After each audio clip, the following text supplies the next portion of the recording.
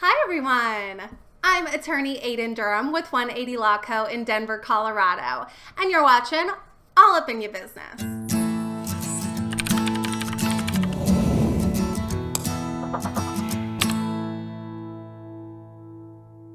In this episode of All Up in Your Business, we're going to talk about VPNs, or virtual private networks, and why, at least in my opinion, a VPN is an absolute necessity for pretty much every kind of business. But first, before we get into it, of course, please be sure to like, subscribe, and share, and check the description below for some additional information and some free downloadable check sheets and guides and templates and fun stuff like that.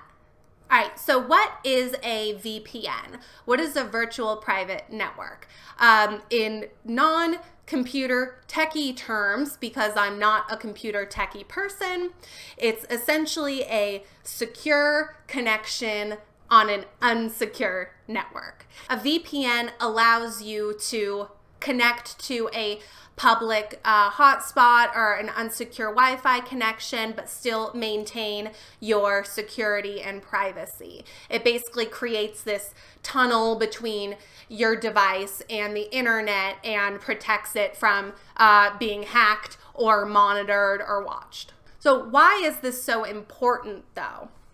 Let's pretend you do a lot of work at coffee shops, or at libraries or other public spaces, and you rely a lot on public Wi-Fi. When you do that, you put yourself and your device and your data at a lot of risk. People can hack into that connection, or they can, wiggle their way in basically to your device, and they can see what you're doing. They can see data that's being transmitted over that connection. They can get into your hard drive potentially, and can get all of your important data and private information, sensitive information. All of that is at risk when you're on unsecure or a public Wi-Fi connection. Now, particularly in the legal world, us lawyers have a huge obligation to maintain the security and confidentiality of our clients' data. That's like the number one rule is everything has to be confidential. If any information about my clients gets disseminated to somebody that shouldn't have it, or is exposed to somebody that it shouldn't have been, I can get in a heck of a lot of trouble for that. And so there's this idea, particularly in the legal community, that not using a VPN if you're on some kind of a public connection or a public network is tantamount to malpractice, because we're really just putting our data and our clients' data out there for potentially anybody to see. And I go so far as to extend this to businesses outside of the legal community too. If you are under any kind of confidentiality restrictions, if you have confidentiality agreements in with your clients or non-disclosure agreements, I don't think it would be unreasonable to say that failure to use a VPN would be a breach of those obligations, because typically we have to take some kind of reasonable measures to maintain security and protect that confidential info from being exposed. And so if you've got confidential information of your clients or of your customers on your computer or on any of your programs, and you're using an unsecure network, you're putting it out there for anybody to have access to. And I think that would be a failure to uphold your obligations under those confidentiality or non-disclosure agreements. And there's also a lot of change going on in internet privacy laws and what we have to do with personal information that we collect from other people. And a part of that is making sure that it's not exposed to potential hacks or data breaches. And so again, the VPN goes into that because it is one step among many to protect your confidential information or your data or the data that you hold of other people, and to prevent those data breaches or those hacks. Let's say you use some kind of cloud storage like Dropbox or Google Drive or something like that, and that's where all of your important files and everything is stored.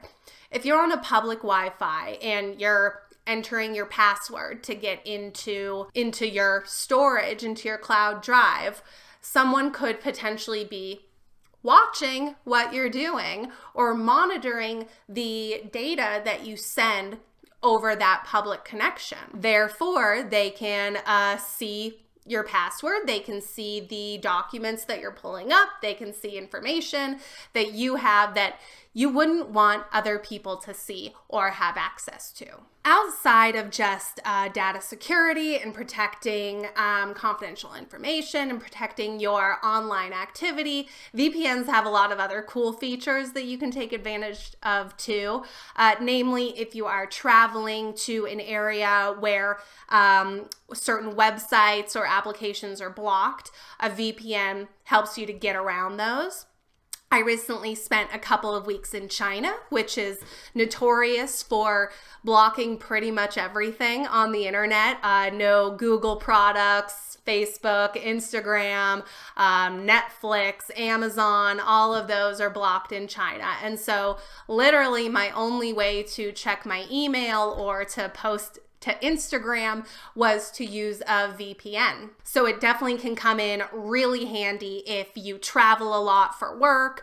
And of course, if you're working in airports or train stations and other public Wi-Fi locations, then of course the security and data protection goes into that as well. You can also use VPNs to do some internet shopping. I haven't done this myself, but I've read that, for example, if you're looking for airfare, if you're shopping for flights, using a VPN to connect to a server in a different country might give you access to airfare prices that aren't available in the US, because airlines and online retailers and stuff, they often set different prices depending on where you are. So a flight might be $500 if you are checking it from the US, but if you log in through a server in, France, potentially France has a different price that they get on that same flight. So it allows you to hack into some of those international benefits of buying things and buying airfare or hotels or whatever it is. It just allows you to access websites as if you are in a different location. Also, like with Netflix, they have different content that's available depending on where you are.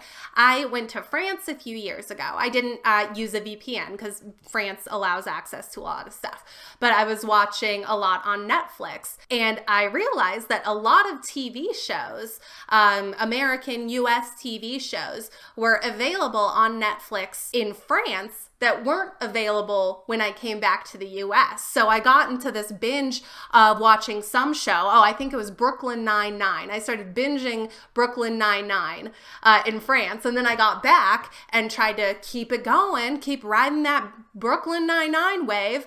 And then I found out, what the heck, they don't have it on Netflix in the US. But so using a VPN allows you to access different content that may be available in other countries or other locations that you can't get in your current location. So I did a lot of research before I went to China, because I knew that it would be difficult dealing with the internet when I was there.